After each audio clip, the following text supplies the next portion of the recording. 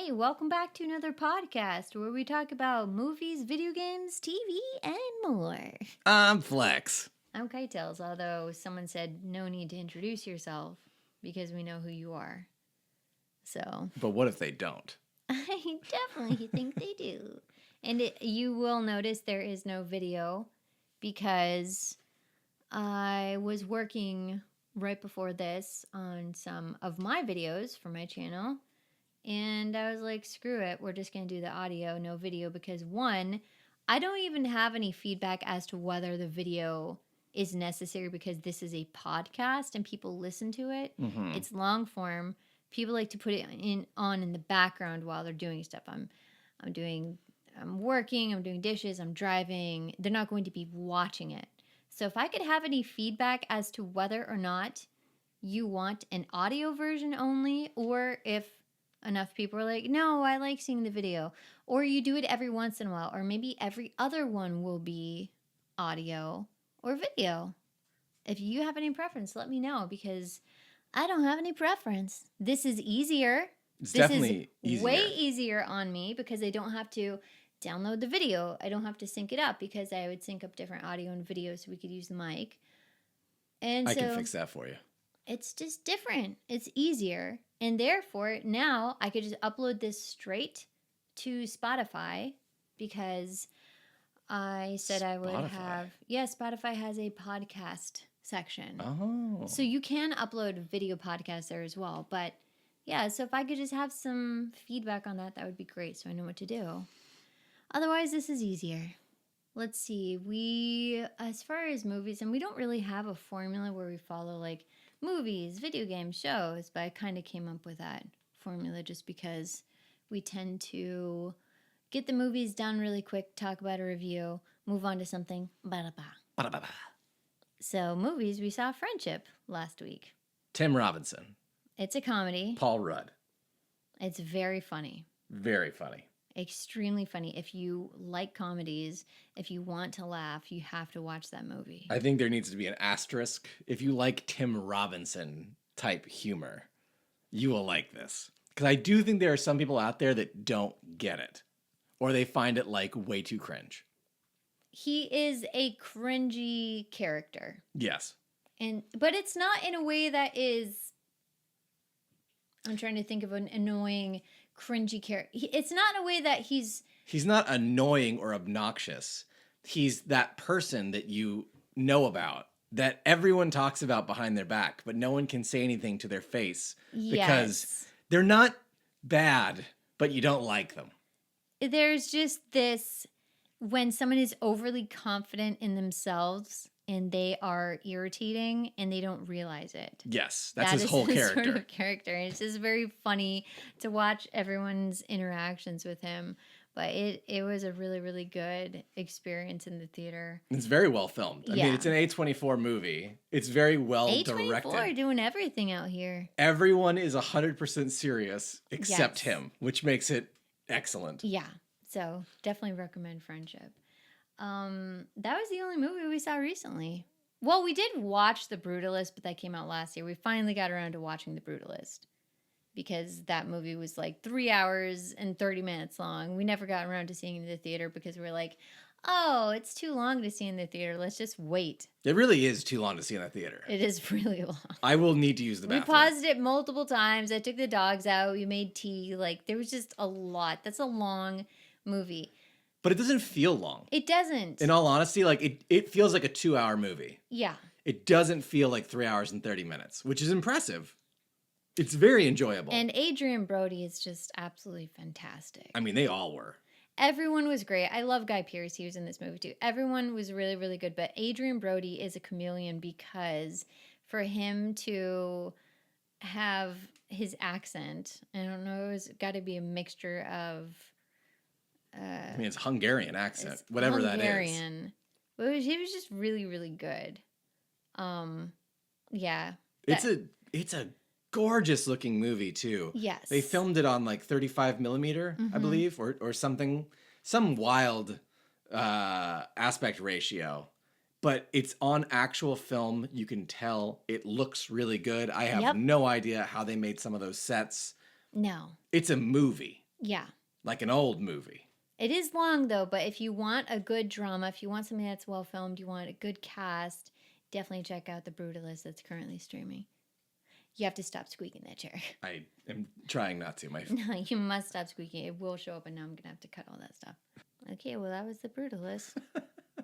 He's laughing because we had a sidebar because the chair he's recording in is super squeaky.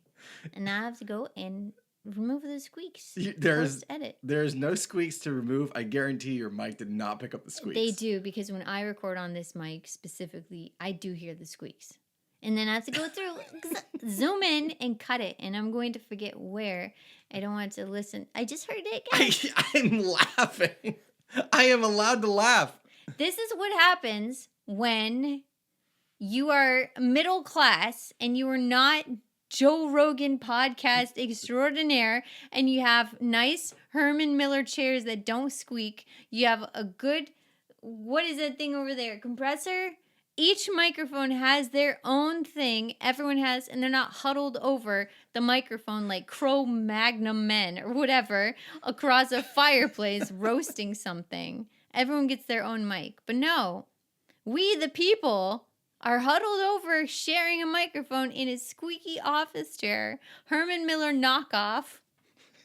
A knockoff of the Aaron. Whatever that popular, with your dog claws going around. With an treated acoustic room. So there's a slight echo. These are the things people have to listen to when you're listening to podcasts of the people. These are the sort of things. All right, anyway. Smudge is trying to lick my feet, and my feet are not in a position to be licked. I guess let's just move on, even though there is somewhat of a formula. Let's move on to your feet. Remember last podcast we told you that he was getting a toe procedure. I told you about the woman in the office who was like, oh, everyone hates my guts. Well, he got his procedure. So talk about it. It was the most painful thing I've ever experienced in my life, by far. Like, I don't want to go into detail. It's very, very gruesome and painful, but the needle went through the top of my toe, and I felt it poking around at the bottom of my toe with the anesthetic in it. So just imagine that. Like, that's the most painful thing I've ever experienced. Oof. And then it didn't work. So when they were actually cutting into my toes, I could feel them doing it. That's horrible. It was horrible. And I could see the whole thing. I'll spare you the details there. Fortunately, I mean, it's been a long healing process. Very long healing process. I had ingrown toenails on my big toes, on the borders, on the insides. Yeah. And it just hurt to stand, so I figured I'd get it done. Glad to have it done. But if you're going to do this, make sure you have time to do it. Because when they say prop up your feet, they really mean prop up your feet for like 7 days. Yeah, and your bandages, and you can't go out, and you can't, do things, can't do activity. I have been locked into the house. Yeah. Like locked into the couch, really. Yeah. For 6 days now. Because you have to prop your feet out. Yes. So when we took Krav Maga classes, there was this guy in our class. This guy rolled up in our class, and we did not like this guy. This guy is like Tim Robinson. Yes. He's like a IRL. Tim Robinson guy. So he came up in class. He's like, oh, I just had some procedure on my toes. And we thought he was talking about this procedure. He's like, oh, yeah, no, they said to be fun to do activities. So we thought he made it seem like he had done this procedure. Yeah. But we're like, there's no way you had your toes chopped up that morning and then came to Krav Maga class where you have to be like rolling around, literally on your toes for some of the moves too. So I don't know what he had. But I'm like, there's no way. There's no way because the anesthetic no way he had didn't even wear off for about 24 hours. Yeah. Like, my toes were numb. Basically, maybe his toes were numb too day. when he came up. And it hurt so bad when it wore off. Like, I don't believe he had that procedure done. I don't know. I don't know what that guy was a psychopath. That guy was if you're listening to this, you're a psychopath. There's no way. Yeah, I remember he hit me really hard once when we were sparring. Ooh, and I barked back at him. What'd you say? I was just like, I told him, I was like, yo, watch it. But I got serious. So when I get serious, I have this and I didn't know this. We went to someone's pool party a couple weeks ago, and I was talking to one of the women there, and she told me, I complimented her hair. I was like, oh, your hair is so nice and pretty. It's red. She's like, this isn't my natural hair. My natural hair is dark, like yours. My eyebrows, my hair, they're dark. And I noticed that people were scared and intimidated by me. People would be a lot more nervous around me when I had dark hair. They'd think I was more serious. I'd say something and they'd get scared. And I sort of thought back, I was like, oh my gosh, is that why a lot of people are intimidated by me because I have dark hair? Because you wouldn't think, because I'm a very like petite person, but interactions that I've had with people when I get into run-ins and whatnot, like they get very intimidated by me very quickly. And it's not even that I'm necessarily doing anything scary. I'm not like Tony Soprano, but people will treat me like they're scared of me. I once had someone and we got into an argument about something, but it wasn't like, very heated. But her boyfriend messaged me. He's like, hey, I got to tell you, she's afraid of you. I'm like, what? Afraid of me? And so now I wonder if people are nervous because I have dark hair. Let us know in the comments. Are you afraid of kite-tails? Are you afraid? No, but I just have an intimidating aura, I think. So I wonder if I dyed my hair a different color, if it'd be a totally different experience. What color would you dye your hair? I'd dye it like a nice French lavender blue. French lavender blue. I think it's called French blue, but it's like a lavender blue. I'd dye it lavender blue. You would look like a Dragon Ball Z character. Yeah, exactly. Yeah. But no, people wouldn't be intimidated by me, but people wouldn't be scared, But would you rather they're scared? I'd rather them be scared. Then don't dye it. This is like, I guess having dark hair is kind of like, being an insect that has bright green coloring. That's like, if you eat me, you'll die. Yeah. Like, cross my path and I'm going to make you sorry. It's a defense mechanism. But it is just funny because I am a small person. But you are a feisty. I'm very feisty. You're a firecracker. But people are afraid of me, which I just find so funny because, like... Well, when you have a little voice. I'm looking at this, the little wavelengths in this podcast, and, like, your voice ranges from teeny tiny little wavelengths to very big wavelengths in just this format. Yeah. When you get upset, your voice gets huge. Yeah. I've heard it. People who've gotten upset from you have heard it. Your voice, you got an intimidating little voice when you want it to be. Yeah, I can get scary when I need to. Anyway, that was the That's the friendship. Brutalist. This happened because you're a squeaky chair. And my ouchie toes. So we also saw the Frankenstein trailers out. Oh, heck yeah. Guillermo del Toro. Guillermo del Toro. And the way they advertised this movie, they were like, Guillermo del Toro, director of Pan's Labyrinth and The Shape of Water. Gross. And I was like, why? Why would you choose that film? Like, it doesn't make sense because he also did Crimson Peak, which I think is much closer to Frankenstein. Yeah, Crimson Peak is much better. I mean, any of his original horror trilogies, like Pan's Labyrinth, Kronos, Devil's Backbone, those make sense because they're horror. Because maybe Shape of Water was more mainstream. I think it got Pan's an Labyrinth. award, didn't it? Maybe it did. Yeah. We did not care for Shape That of movie Water. sucks. I didn't care for it. I love Guillermo del Toro. Yeah, but he's great. So the trailer looks really good. Oscar Isaacs. We don't know who. We know who Frank the monster is, but we didn't see him. Who is it? It's I don't know Oh, the okay. actor. We didn't see him. Yeah, but I mean, like, his name is in the credits. It looks like it's Mary Shelley's. It's very much Mary Shelley's. You even see like the boat. Yes, he's on the boat. The monster is... So Frankenstein is a very sad story. It's a sad story. It's not a horror story. It's not a horror story. He's not... So he's not like Hollywood monster. Fire good. He's not Herman Munster. He's not... girl, throw in lake. That's a spoiler. Spoilers for 100-year-old movie. Hope you don't mind, guys. 100-year-old novel. What? No, it looks so good, Oscar. It looks really good. Fantastic. It's so Victorian. It looks like Yes. a really nice follow-up in a different way to Nosferatu. Yeah. Which I think is the Nosferatu coolest is- Victorian movie we've ever had. Agreed. So if they just want to start redoing classic horror monster movies, we're totally good with that. They can do Wolfman next. They could do Jekyll and Hyde. Oh, next. Jekyll and Hyde. I think yes, we're that one due would be good. for a Jekyll and Hyde. We're due for Jekyll and Hyde. We're due for a new Invisible Man, like a good Invisible Man, not the one with I mean, that one was good. what's her name? Handmaid's Tale. Handmaid's Tale. Peggy. Peggy Olsen. Elizabeth Olsen. No, Elizabeth Olsen. Peggy Olsen. What the hell is that woman's name? She was in everything for a while. She's a Scientologist. It's Moss something. Elizabeth Moss, yeah. So Elizabeth Moss, and yeah, I wanted a proper Invisible Man though. Yes, like with a like a very I don't know the word, but like he's mischievous, but he's cool. You know, he's got the glasses and the like rapping. the one we saw at the park. Yes, that was so good. So we went to Epic Universe. We mentioned this last week, but we went to in Orlando. The Invisible Man actor there was so good. So good. He was just very like in character. He came he's in up his to bathrobe. me. Yeah, he's got his face wrapped. He came up to me. He's like, "Oh, are you running away from home? I see you have bags." And I was like, "No." He's like, "Do you expect this man to save you?" And he pointed to you, and I said, "I can save myself." And he's like, "Yo, spicy. I like you."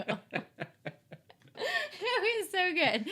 But I can't, that poor man in the summer, that's going to be brutal. It's going to be brutal. Florida summers are awful. But yeah, Invisible Man movie would be great. Jekyll and Hyde. They could redo the Swamp Lagoon, whatever, the creature from the Black Lake or whatever it's called. Wow, you got all the words, but somehow in the wrong order every time. They could do that one. Yep. What other ones are there? They could, The Mummy. Ooh, The Mummy. The problem with The Mummy is I think it's going to be so hard to top the Brendan Fraser Mummy. I know, that one is good. It's still good. That one did for The Mummy what Pirates of the Caribbean, the movie, did for the ride. Like, yes. You're not going to be able to replicate that envisioning of it. And the original Mummy, the movie, is a slasher. Like, it's very cool because Boris Karloff is kind of he's not lumbering. I mean, like, he's moving around sneakily, stabbing. Like, it's a slasher movie. It's like the OG slasher, and it's a great movie. But the Brendan Fraser Mummy, very much like the way that the recent Nosferatu is so Victorian. Mm-hmm. It's just the style oozes. So the Brendan Fraser Mummy is an archaeology movie. Yeah, it is. With a really good mummy villain. Right. I don't think you can top that. I don't know who that actor is, but he's great. Imhotep. He kind of looks like that guy that was from, not that movie, The Mask of Zorro, but like there was this other one where he's in a purple suit. Billy Zane? Yeah. Billy Zane. That's what the mummy kind of looks like. Was it Billy Zane? I don't think so. Hold on. The Mummy was not Billy Zane. I gotta look this up. It was somebody else. The Mummy. The Mummy with Brendan Fraser. But it looks like Billy Zane. Like, now that you know. I mean, you're kind of right. It does. It does kind of look like Billy Zane. A bald Billy Zane. But yeah, that movie is fantastic. Arnold Vosloo. Okay, there you go. So not Billy Zane. Not Billy Zane. Another thing they could do, Hunchback of Notre Dame. They've never done a Hunchback of Notre Dame movie, not since like the silent era. Okay, Disney's was really good. Disney's is really good. But it's not a horror movie. That was like Disney did the Hunchback of Notre. Like, that's such a cool thing for them to have done. Mm-hmm. I'm just Disney is in such a rut, man. Like, wow, Disney actually did a Hunchback of Notre Dame movie. Where did that come out of? Because it's a horror movie. I mean, they're in a rut, but they're also not. Because they're redoing stuff. Yeah, Disney with their own properties in a rut, but Disney with their properties that they've acquired, I feel like they're smoking right now. But they just need to do more original things, you know? Yeah. More original things. But yeah, anyways, that's the Brutalist. No, that's a Frankenstein trailer. There's also a trailer for Black Phone 2. Well, yeah, it's not as much of a trailer as it was, and it's like a teaser. It was a teaser, but it was like the official teaser across all these channels that clearly were not the official channel. Different teasers. Yeah, there were all these different teasers. I'm just like, can you just release what we're actually supposed to watch? Well, it's like that movie Weapons. They released like an hour of video surveillance footage. Right. With the kids running across various lawns. And they're it's hyping it super up. creepy. And they did a really good job with that. But when you're just teasing Black Phone, this is not Weapons. This is Black Phone 2. This is a sequel. We already know what we're getting. You don't need to tease it. I will say, I love that movie so much. And I am biased because I love Ethan Hawke without any real foundation other than he's in one of my favorite movies. And it forever... He's a good actor. He's a really good actor, but my reason for favoring him is only because he's in one of my favorite movies. It doesn't go much beyond that. It's not like, oh, Ethan Hawke is, you know, blah, blah, blah. No, it's because he's in one of my favorite movies, and therefore I'm always like nostalgic about him. But he was great in Black Phone 2, or Black Phone. He played a villain, which is a different role for him. So I'm really excited about Black Phone 2. All right, so we just made a slight edit to the podcast. It'll have a random cut because we accidentally spoiled something for a 4-year-old movie. Oh, a 4-year-old horror movie that isn't even mainstream. But watch, people might be like, I want to watch Black Phone 2. Oh, I really want to see Black Phone now. Oh, gee, Kind Flex, you guys ruined this whole song. So I don't want to do that. So yeah, I'll go back and edit that. But Black Phone 2, excited. No release date, whatever. Nice. I like that energy. Whatever. Okay, so let's move on to games. Okay. You've been playing a game that was recommended. Yes. So one of our viewers, listeners, commenters left us a comment basically saying that I should try out Star Wars Outlaws. And I did. Ezio the Dead Poet, by the way, who Shout-outs. Consistently leaves me very thoughtful comments, so thank you very much. Shout-outs to Ezio. Ezio. From Assassin's Creed Brotherhood. Really like that game. And the more I play it, the more I like it. I feel like that game got a really bad rap. It did. You didn't feel it. It did. I remember all of the hate around it. And it's really sad because I definitely don't care for Ubisoft open world games anymore. I used to, and I don't anymore. The last one I played was Assassin's Creed Valhalla, and I liked the world more than I liked the game or anything. I like Vikings. Yeah. But I was so tired of go climb the tower, go take over the base, go do the Far Cry 3 thing for the 8 millionth time. And this game doesn't do any of that at all. It's a stealth action game. I would say it's almost a hybrid between Metal Gear Solid, the Phantom Pain, which is my least favorite Metal Gear Solid, but for reasons against the gameplay, and Red Dead 2. And you can really tell they played Red Dead 2 and saw what worked in that game and said, how can we apply this to Star Wars? Because there's lots of little interactions, there's lots of side stories and mini games, and I think the coolest thing in the whole game is actually the faction system. So there are all these different gangs, because you're a criminal, and you do favors for them. But they might say, hey, go break into the Pike base and steal this intel. And when you do that, the Pikes like you less. So then if you bump into them in the wild, they might start shooting you. But you can help the Pikes, and then they'll let you into their secret area and give you discounts on stuff. Yeah, that feels like Fallout. Yeah, there's a lot of things working for this game. It takes place between episodes 4 and 5. No, 5 and 6. In a very cool, it's the perfect time for a Star Wars game to take place because it's after the Death Star's been destroyed, spoilers for a 60-year-old movie, and it's before the Death Star gets destroyed again, spoilers for a 58-year-old movie. It's really good. I love it. I'm really enjoying it. I've played it nonstop for the last 2 days, and I'm definitely going to see it through to the end. And then maybe I'll play it next. You should. It's really fun. On that brand new PlayStation Pro. PlayStation 5 Pro. The way games are meant to be played. Traded in the old PlayStation for that. We traded it in. I wanted to play Death Stranding 2 at a high frame rate, so that's the sacrifices that we make. You gotta see Norman Reedus up close. I gotta see Norman Reedus' naked butt in 4K. If I don't, what's the point? I think Star Wars is just having a moment right now. And I went and rewatched, or I finished Mandalorian Season 3, which I never watched. I've almost finished Ahsoka. And I gotta say, I'm just loving Star Wars right now. Good. Loving it. After that terrible trilogy we had. Yes. They fly now. They fly now. It's wild to me that trilogy is as bad as it is, and the shows are as good as they are. BB-8 shooting poker chips out of his chest. It's wild. It's wild to me. It's just like, what do we do? How do we save people? We stop them. She rams into him full speed with a bike. I think the most insulting thing of that entire trilogy is the knife. That is truly holding the knife up and seeing the silhouette. I don't understand how J.J. Abrams. The jars full of baby Snokes. It's so stupid. That was stupid, but like so dumb. I feel like there was a way they could have made the Snoke twist work. There's no way. Oh yeah, it's Emperor Snoke. I called him Emperor Snoke. You called him Baby Snope. Baby Snoke. There's no way. There's no way that knife ever makes sense. Just, like, no one would do that. That's a stupid puzzle. Like, in a world where things get blown up and ships crash into planets, like, you would never make a knife the shape of a mountain range. Oh. She just happened to walk there with that knife. And stand in that exact position. Of all the planets in all the world. Like a billion square mile planet. Like, it's so stupid.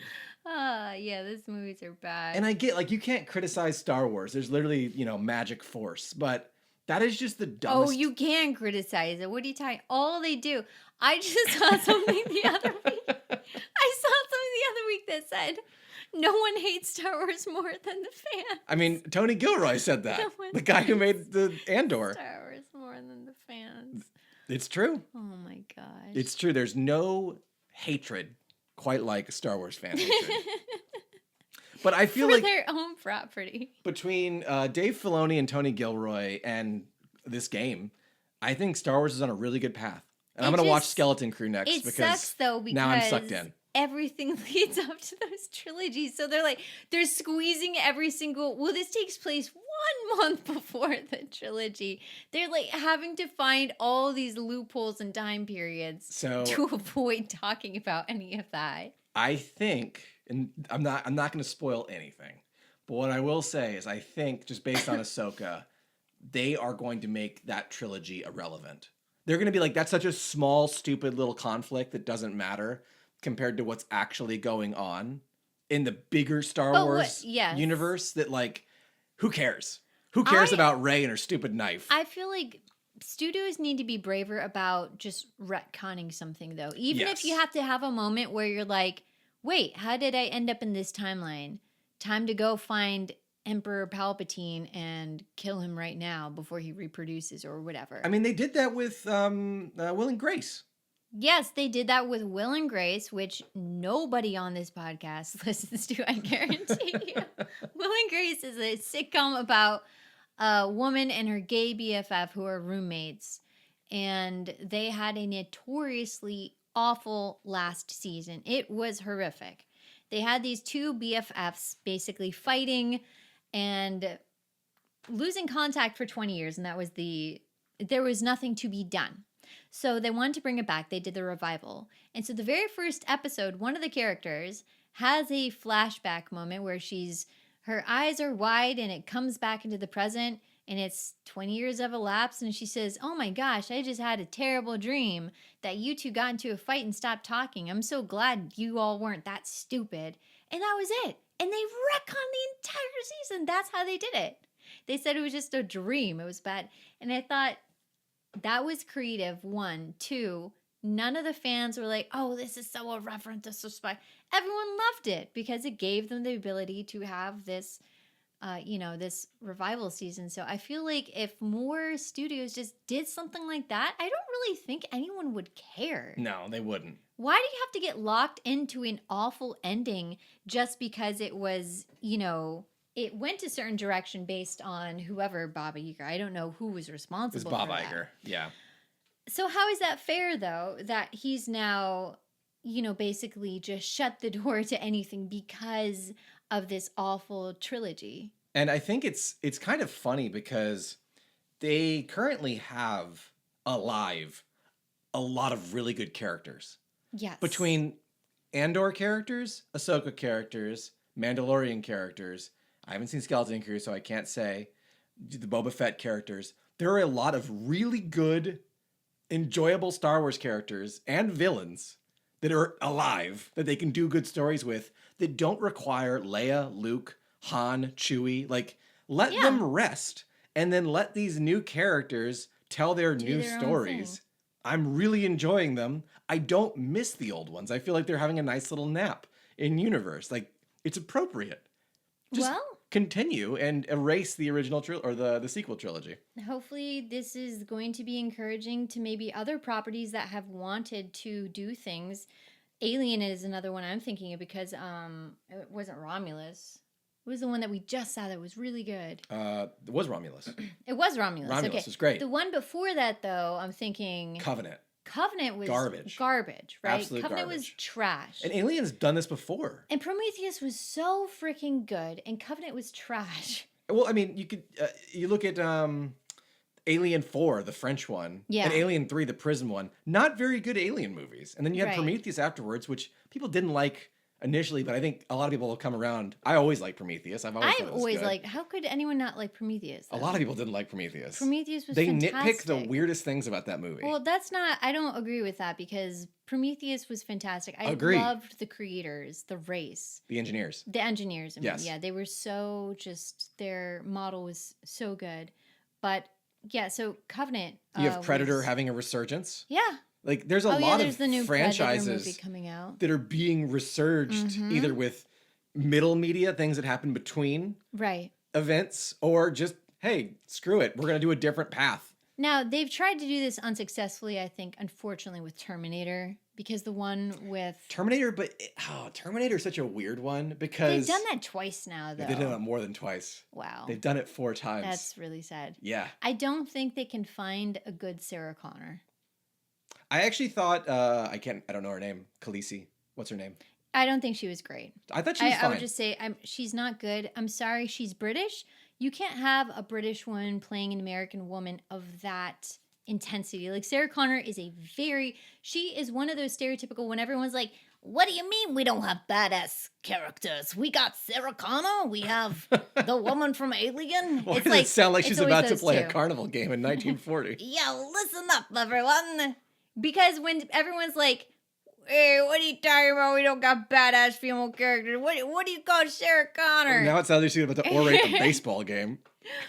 Sarah Connor is one of the go-to characters when people use as defense for, we don't need any more tough female characters. We got Sarah Connor and Sigourney Weaver. And now when I think of, I don't know her name, the woman from Game of Thrones who is Amelia Clarke. Amelia Clarke is not Sarah Connor. I'm sorry, she just is not. She never will be. You can't have a British woman playing a strong American character like that because it's just not there. And so I don't think she was ever going to work for that. If you want to bring back Sarah Connor, you really need someone who's very fierce. Yes. Right? With a hint of neurosis. Because Sarah Connor was she was very paranoid. Yeah. Damaged. She was yes. She had her whole world shifted, and she was being told that she was being crazy. Gaslit for like 10 years. Yes. Yeah. She was in an insane asylum pumping iron and whatnot. So unless they find a really good replacement for, and I don't know that character's name. Shout outs to, I don't know what it was called, the Netflix Terminator anime, which said, screw the Connors. Yeah. We're going to show you what happened when Skynet took over in Japan. And it's so freaking good. See, if they want to do that, like, let's look at Skynet. That's what they're doing with Star Wars. They're like, screw the Skywalkers. Yeah. Let's look at the Mandalorians. Yes. They're much more interesting. Well, they could do like Skynet UK or something. They honestly could. And like, that's the thing that I took away from that would anime. Be really, yeah. The anime is so good because it says like Japan was very different. Mm-hmm. Like they still had Terminator there. But what happens is very, very different. But that's creative because that's using a franchise that's using already existing IP, which is a complaint that I have about Disney, but it's doing something different with it, right? Yes. So you're not necessarily regurgitating the same exact script. And I think this is a problem that, the superhero, like poor Batman. Batman has been reboot more than any single character, I think. And I don't know why. Especially if you include animation. Yes. Good Lord. It's just like... There's so many iterations of Batman. that don't exist for, it's like, okay, Spider-Man has maybe the second most iterations. I don't, I don't know. Yeah, he's got like 5 or 6 if you include animation. But Batman, they just can't get down, They found, Ben Affleck, I thought was a great Bruce Wayne. Didn't work out. Robert Pattinson didn't work out. Well, I mean, he is still Batman. Those, although they're doing another Batman in addition to his. See, which is crazy to think about. It's too much. There's literally going to be 2 concurrent Batman. Too much. I don't know why Batman is cursed. And it's sad because he is my favorite hero, but he is just a cursed character. They cannot get him down, and I don't know why. I think they have gotten him down. There's been good Batman. Like who? Michael Keaton? No. Ben Affleck. Great Batman. I don't like Michael Keaton as Batman. Great Batman. Absolutely not. Horrific Batman. Explain. Because he just doesn't work as Bruce Wayne. The whole, you want to get nuts? Let's get nuts. Like, he's really? crazy. That's what Batman's supposed to be. No, I don't like that. He's a detective, okay? He was a detective. Batman, the animated series, is the most accurate depiction. That's biblically accurate Batman. That is biblically accurate Batman. What does he do? He breaks into a place. Oh, and he gets some DNA samples. He takes it back to his lab. Big bat fur. Where's this nice, thoughtful Batman, this detective Batman who studies the evidence, who puts a case together, who makes sure he has the right guy before he barges in the room? He wants to actually make sure he's guilty before he goes and gets him. I do have a feeling that James Gunn's Batman will probably be that. I'm done. I have a feeling it will probably be that. Because look at Superman. Look at Superman. Look at how, like, all good old boy he is in that trailer. Like, this Superman, I know, like, people really like Henry Cavill. This Superman truly feels like the Superman I read in the comic books. The smile, the voice, the presence. He was getting very emotional during that. But he cares. That's the whole thing. That interview with Lois Superman Lane, he's an alien, but he wants to be a human and he still has emotions, right? Like, I'm very excited for this movie because it looks like biblically accurate Superman. If this trend follows, and we've seen Guy Gardner Green Lantern in that trailer. We've seen Hawkgirl in that trailer. Mm-hmm. If We've James seen Gunn, Astro in that trailer. Mr. Terrific. We saw not Vincent D'Onofrio, but the guy who kind of looks like him as his dad, as Superman's dad. Oh, yeah, I don't know who that guy is. Whatever his name is. Clint. Who knows? Kent? Whoever that Kent is. Jonathan Kent. Whatever, Superman's adopted dad is. I don't know that actor. Jonathan Kent. Why does every single superhero have to have such a weak caretaker? I don't get it. I mean, that's part of the thing, right? Is like they're human beings. Peter Parker, Aunt May, Uncle Ben. Like, no, we want some capable caretakers, Like, oh, those horrible yellow eyes, Peter. Those glowing yellow eyes. Like, I want an Aunt May that's like, you better get the F out of my room before I call the police. Why can't we have like some capable? I mean, that kind of was the what's her face from the new Tom Holland ones. No, she's spunky. Yes, but it was for a meme factor. It wasn't because she was written you intentionally. You can't have it that both way. ways. I can't. I want something that's genuine without the meme factor. Okay, why is this so hard to do? Okay, so their parents. What about Bruce Wayne's parents? They're not. That's nice. It's true. Okay, I'll tell you what. Okay? Tell me. How about we have Bruce Wayne in which there's an alternate universe? Didn't you say there's a comic in which Thomas Wayne becomes Batman? Yes, Flashpoint. So why haven't we had that yet? I mean, the Flash movie was kind of that. It did a little bit of that, but the cherry, this is my stool. It's just squeaking nonstop. Earlier, Kite Tails, she's probably going to edit this out, but I just wanted it on the record. Kite Tails threw a little fit because Smudge, me, were making too much noise. And then I hear this little squeak to the left of me, wondering what this little squeak is. And it's little Kite Tails. What a shock. My stool was squeaking without me moving, which is weird. It's probably going to collapse. I was breathing and you said my chair was moving. It's probably going to collapse on me. So that's great. That's a sign of collapse. That's a sign of the collapse. You know that song? That's a sign of the police. The sound of the police? Yeah. Whoop, whoop. That's a sound of police. Squeak, squeak. That's the sound of the beast. Oh, that movie looks so funny.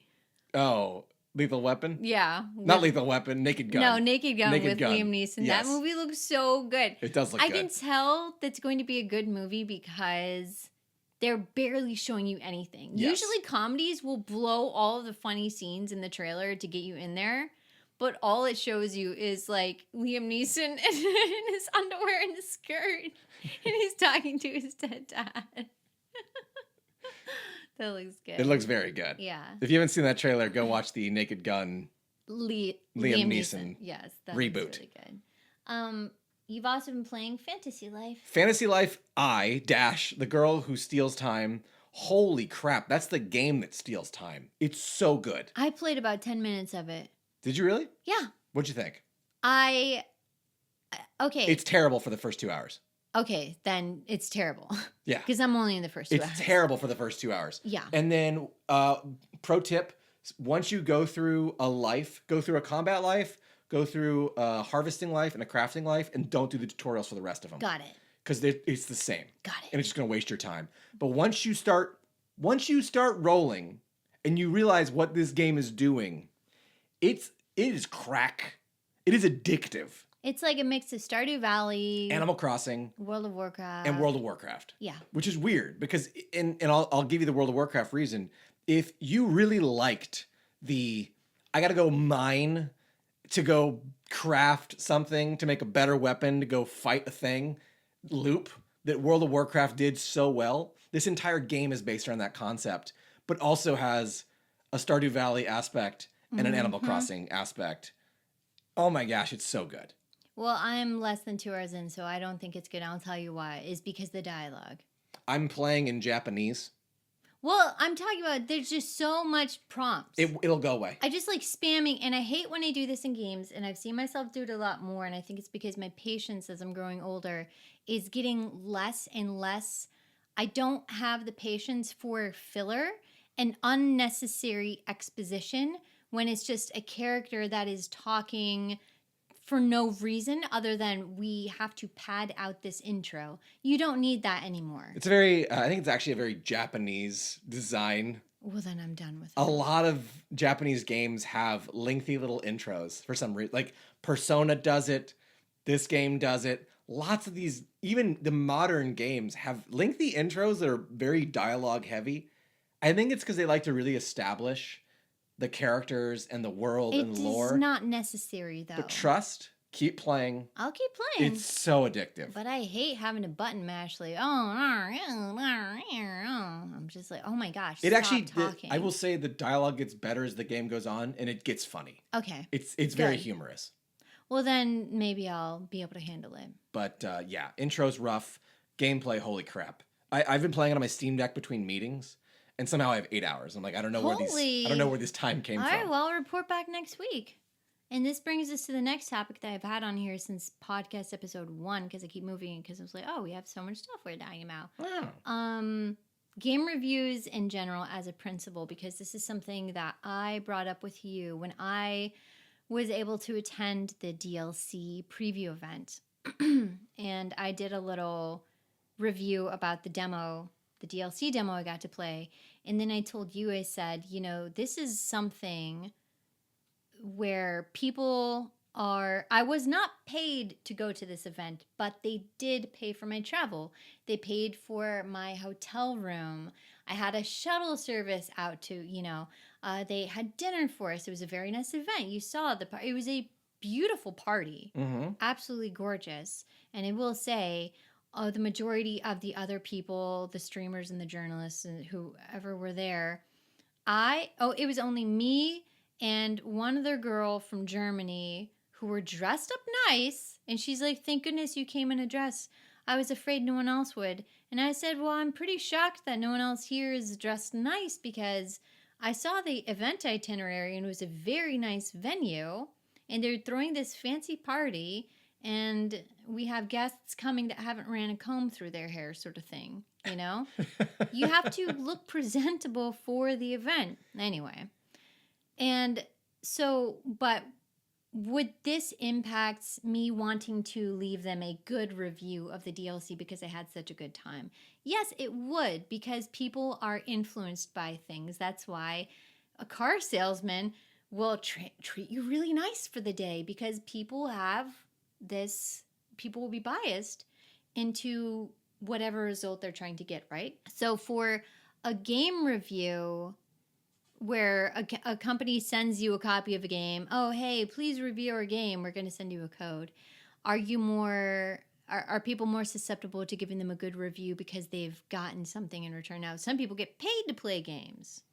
And in that case, I feel like I wouldn't be able to trust them. Yeah, a right? lot of YouTube influencers these days won't even play your game unless you pay them to. Yeah. Which is wild. Well, this is the way I feel about sponsorships. And I've only done one sponsorship on my channel, and it was for Babbel, and no one signed up for it because I was like, don't you want to expand your brain? Don't you want to learn a little bit more? Go learn a language. I learned French. Et voila, look at me. Now I can talk en français. Well, whatever. It was this little ad. No one signed up for it. Because not target audience. Probably. I can't think of a time I've ever watched a YouTuber that had an ad that actually appealed to me, the viewer. The only ones that they use for gaming are mobile games. NordVPN. They will use NordVPN. They will use Displate. They will use, here, get this antivirus software on your computer. They'll have stuff like that for gaming. It was funny. I got a Displate ad once, and I was like, oh, that's neat. Metal posters. And I went to their website, and I looked through their entire catalog. I'm like, wow, this all sucks. That's a negative endorsement for Displate. Listen, I won't ever do a sponsorship unless it's something that I personally use. I don't feel comfortable with, hey, Kite-Tails, and as I say this, I have gotten like 5 sponsorship emails last week. And I'm sick and tired of getting them. And I'm at the point where if I watch a video and it has a sponsorship, or I see the pinned comment sponsored by, I won't watch it. Yeah. Because I'm just like, listen, it's not fair. If I'm missing out on money, I'm certainly not going to watch you getting your money for the thing that I just turned down because it's not real, right? I'm so sick and tired of all of the sponsored videos and posts. And here, let me do a 30-second ad because, listen, I will tell you the formula. And I should post and make it public. It's so fake because they'll tell you, use a 30-second integration talking about what it does.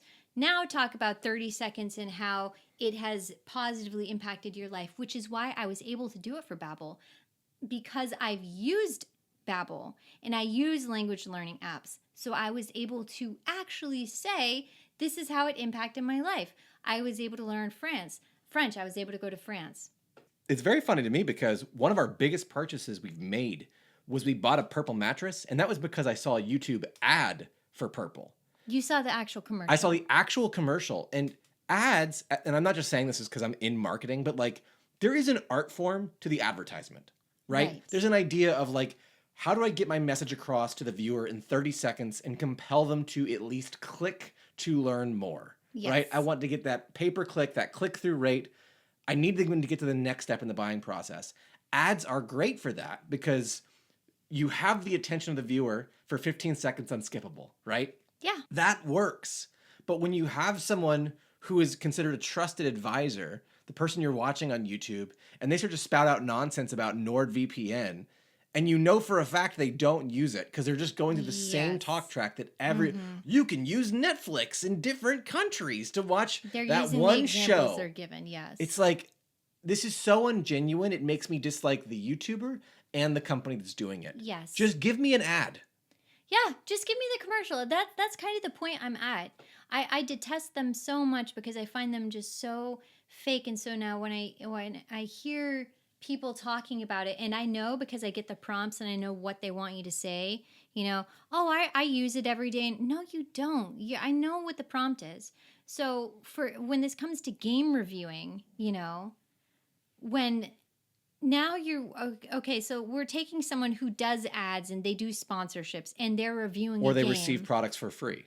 You know, like technology Right. reviewers, like guys who reviews monitors, right? They Yeah. get those monitors for free. They get these monitors, they get products for free, and you're supposed to trust them. And you hope they bring objectivity to their review. You hope, but because they are so sponsored out the wazoo, I automatically don't trust them. So if now that person is like, this is not a sponsored video, I got it with my own money, because I already have this foundation that this person is nothing but a walking billboard, I don't trust them. Yeah. And so I never want to get to that point. I absolutely did mean everything I said when I said the DLC was wonderful, but you can go look at my review of the game that I did before that you studio purchased. even knew me. Yeah. That I purchased, where I was raving about it, and you said, okay, I actually believe her because she actually loved this game when it came out 2 years ago, was raving about it, said it was her game of the year, said it was 10 out of 10, said it was perfect, blah, blah, blah. She's clearly not lying, right? And a lot of people were like telling me how happy they were because they said, oh, I know you're a huge fan of this series and you got to go, this is so cool. But I never want to be in a position where I become when someone can't trust me because I am a walking billboard. And I'm at the point where even I follow on Instagram a lot of like skincare stuff.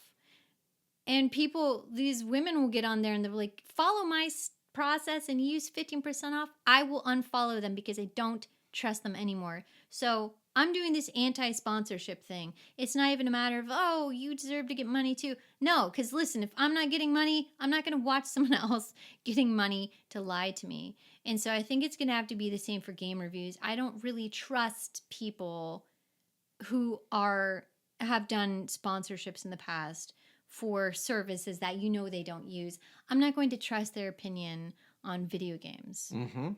And I don't know how people are supposed to navigate that, though, when they see a big YouTuber, showing off a game or telling people to buy it. It just makes me extremely, extremely, not cynical about it, or suspicious. My favorite podcast that I listened to was once upon a time called Waypoint. Now it's called Remap, but it's the folks have followed through. They've actually talked about on that podcast before when they've given games hard reviews that the studios have been reluctant to give them early access to code. Wow. As a retaliatory measure. Right. Yep. Yeah. See, that is what happened to that Italian Souls-like game. Do you remember Anotria? Mm-hmm. So when I was at this event, one of the Italian journalists there was telling me they gave a review copy to a reviewer. He was very critical of it. And they revoked his access and blocked him from the game. And you can't do that. Well, like if you're going to invite someone out to play your game or whatnot, you'd be really certain it should work. But to take retaliatory measures on someone for giving you an objective, I don't know how you're going to earn the goodwill of anybody in that way. Here's this is going to be a very broad take, and it's not universally applicable. But here's the truth, right? Mm-hmm. We live in a day and age where the playtest exists. Yeah. And you can if you're a mid to big studio, you can put a playtest out and get direct feedback on your game. Yeah. Unfiltered. Mm-hmm. Everyone will go to the Steam forums and yell racial obscenities at you and tell you why your game sucks, or they'll tell you why it's great and they can't wait to buy it. Right. And they'll do it for free. I think that's the best way to do it from now on. I mean, you look at Elden Ring Night Rain. They did a playtest, and I looked at. We're not playing this game, so I can't speak about it objectively. But I looked at people talking about it prior to launch. People who played the playtest said they were super excited for it. People who didn't said they were very skeptical. So, there's the I don't know if this is good versus I played the playtest, I loved it. Right. Right? And you have this review cycle now where if your game reviews poorly, I do feel like part of that is on you as a studio for not doing the due diligence of testing your game out with an audience. Now, realistically, many studios have budgets and they have deadlines and time frames. They have to get things out. So it's not fair to say, oh, do better. But at the same time, if there are points in your development cycle where you could say, hey, we're going to playtest this with a small group of people. Right, like Is they this could have done working? that for Concord, maybe, Yes. and maybe they didn't. I don't really know if they How did many that. people told Rocksteady Warner Brothers, we don't want a live service game for Suicide Squad versus the know. Justice League? And how much better would that game have been without those elements in Yeah. it?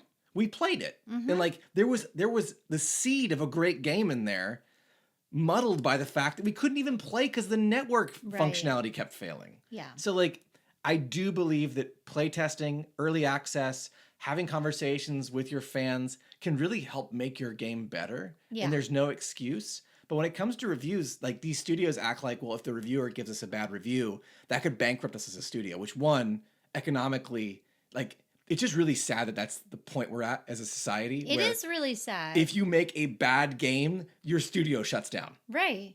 That, I mean, You get like one bad game and Yeah. you're done. that is horrific though, because it's like that kind of intense pressure has got to keep developers up at night. Yes, and that's why they crunch. That's why Yeah. they work long hours. I But I know, think the problem it's is the people in awful. leadership are Right. blind to the fact that your secrecy is killing your game. Yes. If you just did a little bit of testing Mm-hmm. and saw 6 months ago, hey, we got some good stuff here with this, but we really need to tweak this, then you can refocus, reprioritize, and release something that's going to get a Right. 7+ on IGN versus we're going to keep this really secret. We're going to keep this close to our vest.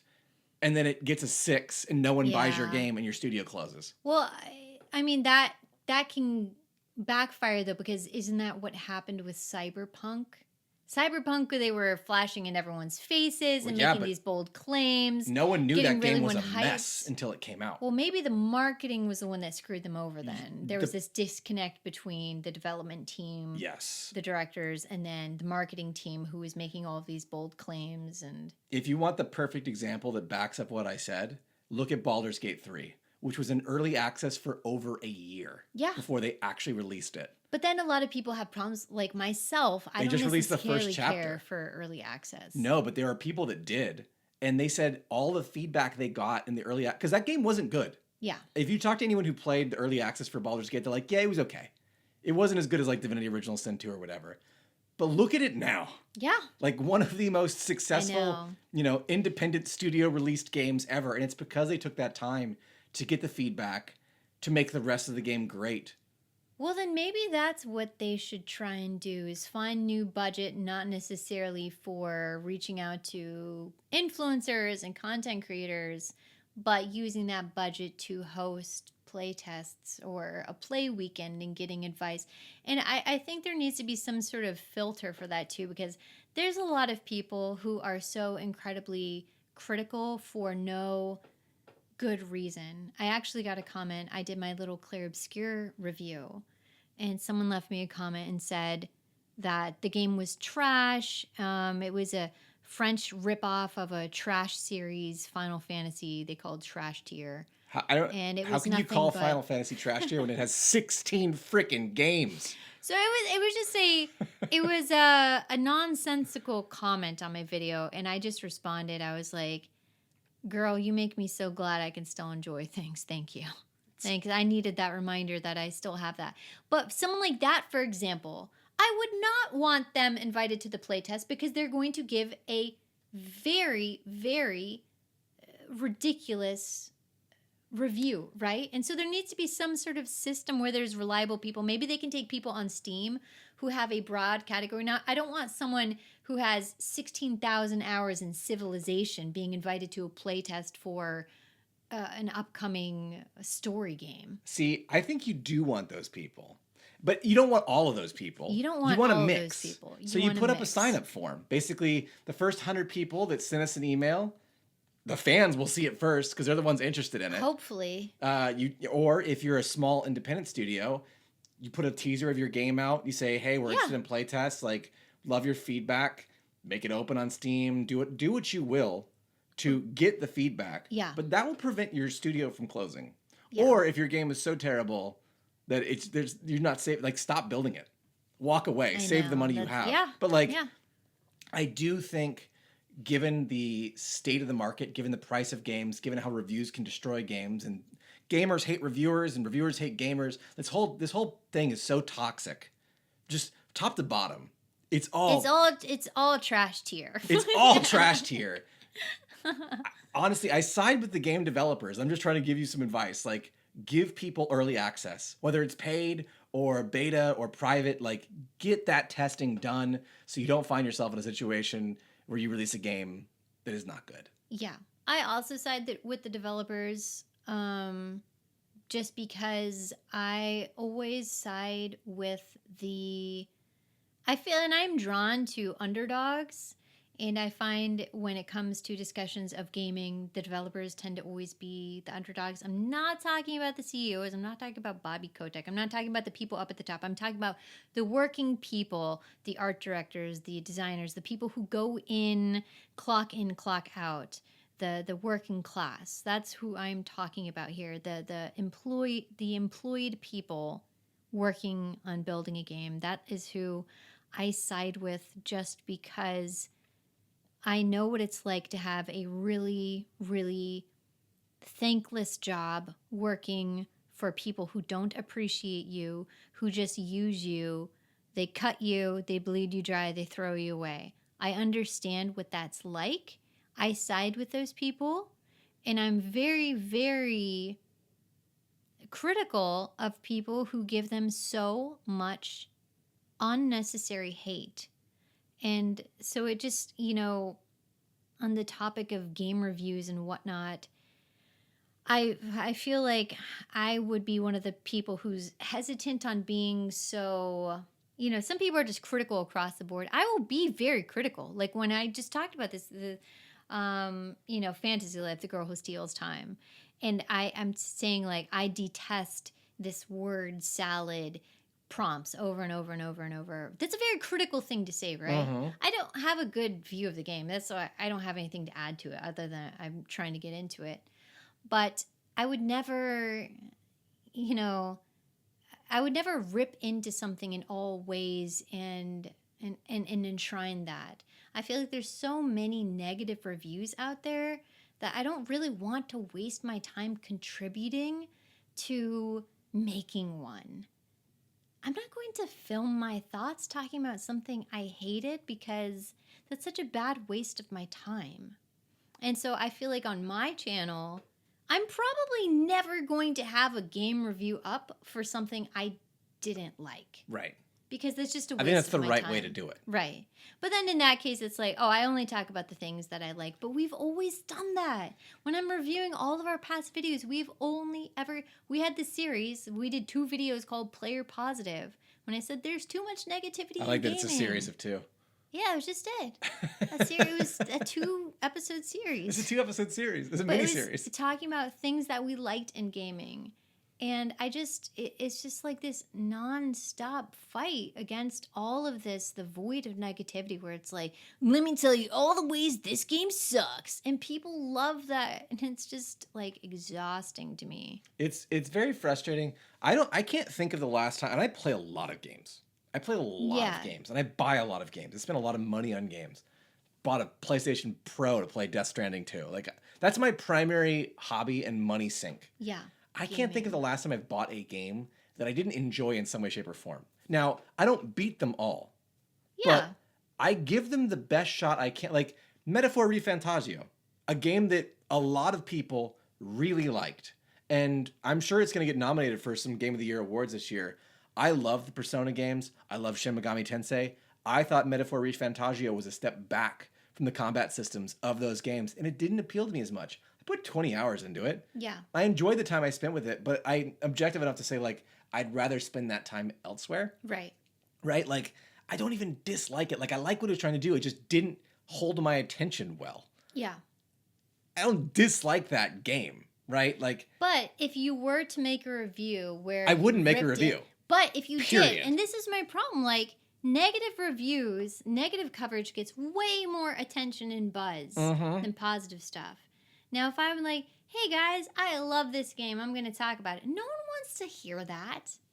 I'm going to tell you about the worst game I've ever played in my entire life. Everyone wants to listen to that. You see, like, this is what's wrong, though. Yeah. And I don't know how we need to change this in people overall. It's not necessarily like, oh, you need to love every single thing. No, I'm just saying we don't need to be drawn to, oh, let's only do negative game coverage. Let's talk about crap we hate. Like, I don't know. It's done something to people. Well, I think also there's so many genres of games now. Like There's so so many. many, I There's know. simulation, like truck driving simulation, Yeah. fighting games, grand strategy games. There's shopping cart sim. There's power washing. Like, yes, there's a so game much for stuff. everything. And I think it's very unfair for niche developers to get reviewed by general gamers, right? Yeah, but how do we stop this? How do we fix the review process? You ignore them. Yeah, I guess so. You don't give them like if you watch someone, a YouTuber or a gaming review outlet that doesn't put the work into the review, they don't take the time to understand the artist's intent and what the developers are trying to build, then you shouldn't watch that person. Right. Because if they can't be objective about one thing, how can you expect them to be objective about anything? Yes. I agree. I think that's the way. And like, you just ignore those people, walk away, find better sources. Yeah. Unfortunately, I don't think the majority of that audience thinks that way. And like, they don't consider they're being emotionally manipulated into being critical when there is really no good foundation for that. I want to asterisk this because there's probably someone screaming into the headphones right now about studios like EA that releases the same game every year with updated jerseys on their soccer player. Like, there's absolutely room to be critical and objective of bad practice, right? Oh yes, there is, and we there should be voices that help create awareness about that. Like, if FIFA 2027 is the same exact game that FIFA 2024 was, because they've just been doing the same thing over and over and over again, you should know about that, and you should know where to spend your money. But I usually find that there are either reviewers who have a beat that follow these kind of things and can speak objectively. This person's played every single FIFA game, and they're going to, and they're paid. You know, they're journalists. It's their job to be objective. Let's see what their objective take on this is. Yeah. Is it a good one? Well, maybe then we just need to have people start staying in their lanes. Yes. For what it is that they are reviewing. But there needs to be some sort of legitimacy to it. I really just don't think that we can have people who are just advertisement city reviewing things, and like something has to change. Well, this is the problem. This is the core of the problem is we have influencers who have no journalistic experience, who I don't know what their gaming background is, but like, I've played thousands of games in my lifetime. I think I have a pretty good, fair, critical take. Well, I feel like the average gamer, I could pluck anybody, an average gamer, and have them give me a review, and it would most likely be a little bit more accurate and truthful than a YouTuber. Yes. And I think that's the thing is they're doing this for the influence, for the attention, for the money. Yes. They're not doing it because this is their passion. They're not doing this because they want to create awareness, right, share something they love, or caution about something they're worried about. This existed. We had games magazines. We had G4 TV. We used to have objective sources that would review games. Right. And like, I used to sit in my grocery store when I was a kid. My mom would be shopping. I would go read Game Pro, Electronic Gaming Monthly, and like, some of the reviews in those magazines were scathing. Yeah. And they received these games for free. They're like, do not spend your money on this game. It is an atrocity. It does not work. It's a buggy mess. Like, this is PlayStation 1, PlayStation 2 era, right? You don't have that anymore unless it's coming from very niche gaming review outlets. Yeah. And I'm not throwing shade on all YouTubers. There are absolutely some great video games journalist YouTubers. That's their entire thing. But I feel like they are the minority of a much larger group that just wants to be seen and heard without being objective. And I'm just completely tired of it, though. I don't know. I don't know how to fix this.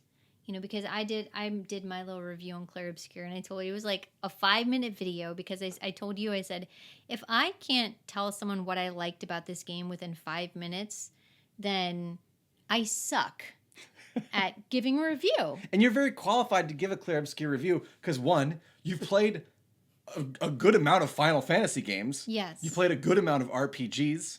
Right. You have an affinity for France. And I also played this game for 50 hours. So that is plenty time. You clearly enjoyed it. To play a game and give a review. You're giving a very honest review of a game you played. But you'll have someone that's like, I played the game for 10 hours and here. I don't think you could play a game for 10 hours, a game like Clair Obscur, and then give me a review as a whole, right? But it's not like a very sustainable. Well, obviously, I'm not doing me, Kite I'm not doing YouTube for money because I would be poor, living under a bridge, asking for breadcrumbs. Like, please, don't throw that sandwich away. I like the crumbs. I want the crumbs from that the would be sandwich. me. I'm doing it because it is a hobby. Yeah. I am a pet. I live in a house and I am a pet. You're a pet. And this is my hobby. YouTube. I'm not going to make anything from that review.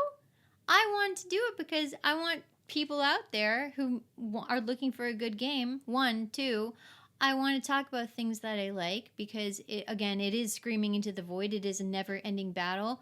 Will I ever stop? No, because I am, a lone reed in bending to the wind. Yes, you are. You certainly are. But I'm never, ever going to get to a point where it's like, hey guys, what's up? Krytail's here. Check out another scaling Check out my Raycons. Like, if I'm ever that, you're dead. I'm dead. And I am under a bridge begging. People were right. I did die. If you ever see me doing sponsorships, something bad has happened. Well, there's a weird, if you take this out of gaming, just up level this to just life in general, right? What we're talking about is recommending where people spend their money. Yes, exactly. It's a consumerist behavior. We live in a capitalist society. This is a consumerist behavior. You don't want your friends, AKA the people who've listened to this podcast this long, to go out and spend their money poorly. Right. Because it's finite and we only have so much of it. And we only have so much time. Which is why, and you will notice, objectivity is important. Objectivity is important. I loved Journey to the West, the novel that Black Myth Wukong was based on. I was very excited because the Monkey King is one of my all-time favorite literary characters, and reading that book it made me more enamored with him as a character. And then I played that game, and I had such a difficult experience with it because I was just struggling. And I did a review of the game in a way in which I talked about how this game forced me to really, get out of my comfort zone. Mm-hmm. But I did not tell people to buy it. I could not make that suggestion because I can't recommend someone buy something that I think needed difficulty settings. And that was one of the things, like, I wish it had difficulty settings, in which case I can't tell people because I know some of my personal friends can't play that game. If I can't recommend it to one of my friends because I know it's going to be too difficult for them, I'm going to have the disclaimer. I said, if you like this game, you're going to love that kind of combat. For me, I struggled. Right.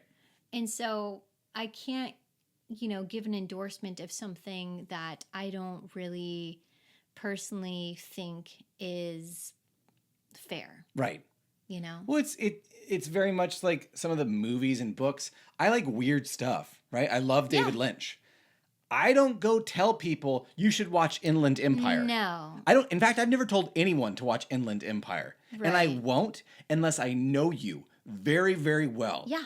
And chances are, if you are the kind of person that would like Inland Empire, you've already seen it. Yes. Because you seek out that kind of stuff. Like, there are levels and layers to recommendations. And I think you have to be realistic with yourself and with your friends. Yeah, you definitely have to know your audience. Like, we bought a purple mattress because of a YouTube ad. Right. But that's not a cheap mattress by any means. No. If I knew someone who was working minimum wage at the local, gas station, and they said, hey, Flex, what kind of mattress should I get? I wouldn't tell them to go get a purple. No. I would say, maybe go look and see if there's any discounts coming up for Memorial Day. Right. Right? Like, go to your local mattress store, lay on some, check them out. I can't in good faith recommend someone go buy the most expensive mattress on the market. No. because that's not right. No, Like, it's not. It's very dishonest. anti-friend. It's very dishonest. Yes.